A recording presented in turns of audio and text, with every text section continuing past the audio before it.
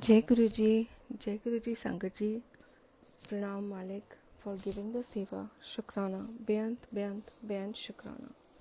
Sangatji, today we are going to be reading the satsang from Guruji's blessed Granth, Light of Divinity, from page number 61, Satsang of a Devotee. He lit a candle in the darkness of my night. Certain occurrences are beyond the realm of human understanding, and we can only embrace such experiences with the conviction that divine intervention has prevailed. I shall be eternally grateful to Guruji, who gave me a new lease of life. With the benefit of hindsight, I understand why, although at that time the reasons were unclear to me. Misery shrouded the core of my being, as my suffering was intense. Every cell and nerve of mine was filled with agony on the physical and psychological levels. Even though Guruji had entered my life as a beacon of light, I was unable to see beyond my own darkness and despair. Born and raised in Manchester, UK, I suffered from congenital asthma and eczema as well as a hole in my heart. My childhood was traumatic for my parents and was very tiring and trying for me. However, on account of strong health karma, my spirit had become indomitable, as I had to endure much more than my contemporaries. I had learnt to rise above the trivialities at the tender age due to my tribulations. I had reservations about my life exceeding 10 years. Good fortune prevailed. My parents, on the other hand, lived with uncertainty, as the heart specialist had painted a grim picture for me. I was a healthy and happy teenager, enjoying all the joys that life offered. At 22, I tied the knot and migrated to Delhi.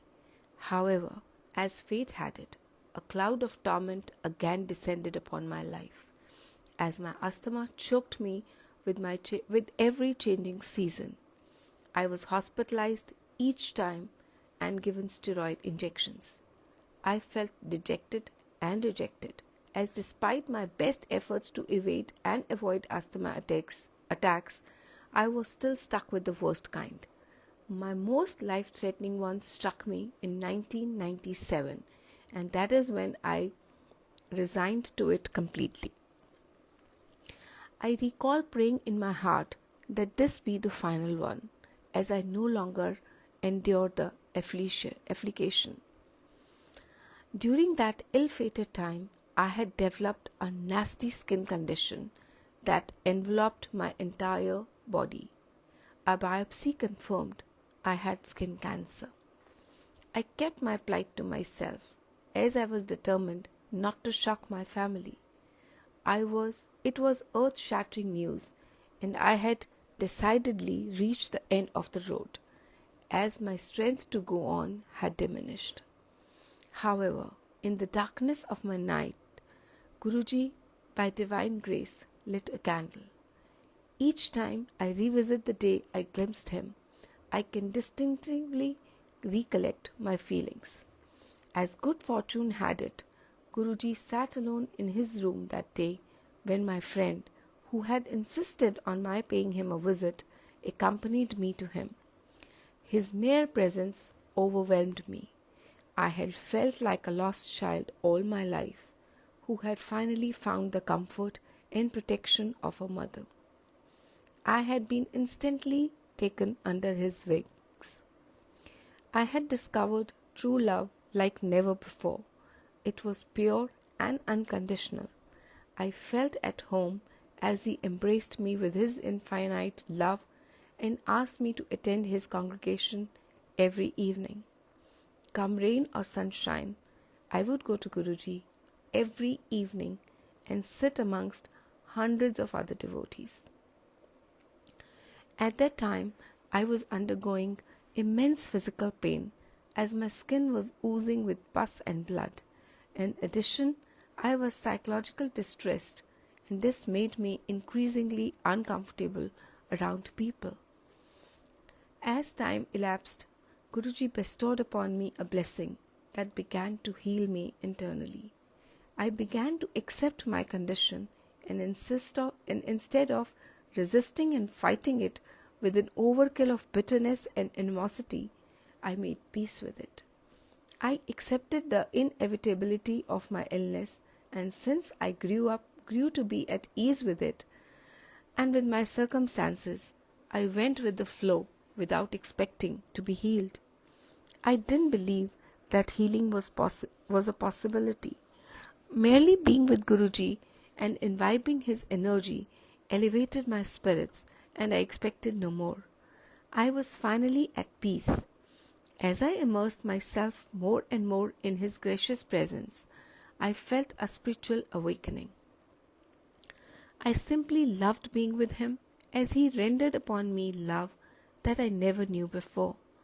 His love was pure and unconditional, and the kind that could not be substituted. I gravitated towards him very naturally and effortlessly every single evening without fail. On the blessed day, he summoned me to the front where he sat and quite openly announced in Punjabi, which I must confess was Greek to me, that he had tried and tested and squeezed me like a lemon, and that now he would heal me. I must not fail to add how true his words were. So he had left no stone unturned in testing my endurance to see if I was worthy of his love. I returned home that evening with hope and joy blossoming in my heart. All these months that my skin was inflamed, I would avoid my reflection, as I was daunted by it.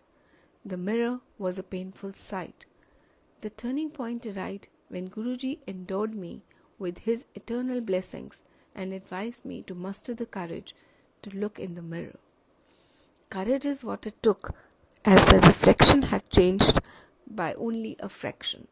However, within few weeks, I saw a new me standing in the mirror, a stranger to myself. I was overawed by Guruji.